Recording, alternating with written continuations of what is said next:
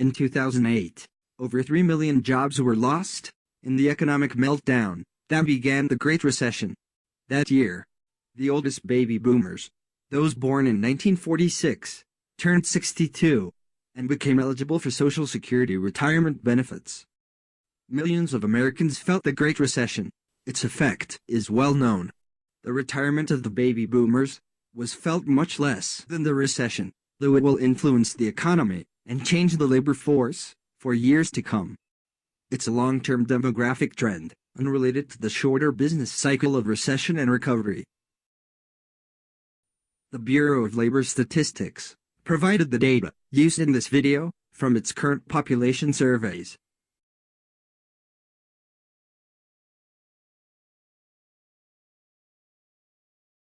The Census Bureau collects the data each month. It includes information about the general population, people in the labor force, people not in the labor force, the employed, and the unemployed. The Bureau defines the population and the labor force by age cohort. It counts people 16 years of age and older, and it tracks people when they leave the labor force to retire, on average, at age 64. Young people entering the workforce have always outnumbered the older people leaving to retire. Now, with the baby boom generation reaching retirement age, there are more 64-year-olds in the labor force than 16-year-olds. A look back at the age cohort data from prior years confirms this observation. Through the years, the baby boomers were more numerous than the generations before and after them. In 1980, when all the baby boomers were old enough for the Bureau to count them, 16-year-olds outnumbered 64-year-olds in the labor force by more than 2 to 1.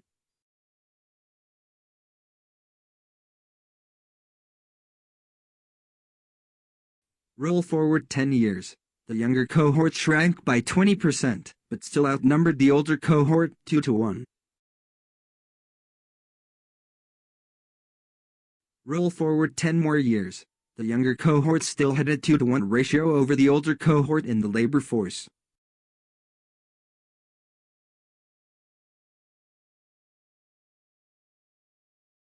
Roll forward to the end of 2008. That's when the older cohort outnumbered the younger, for the first time.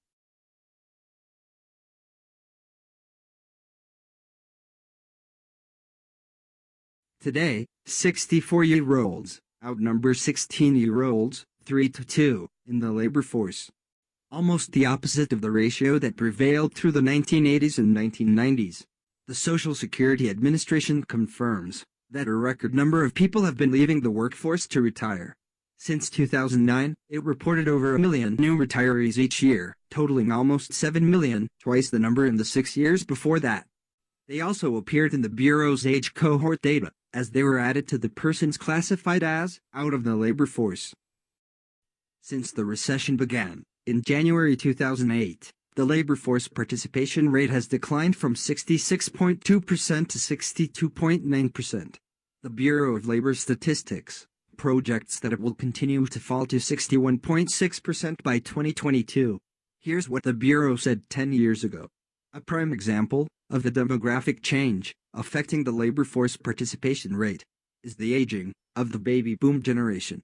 With the passage of every year after 2000, a segment of the baby boomer population passes into the 55 years and older age group, and thus moves from a group with a high participation rate in the labor force to an age category with a much lower participation rate, causing the overall participation rate to decrease.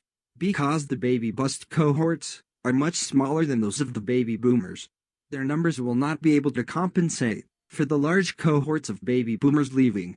The result is a decrease in the overall labor force participation rate.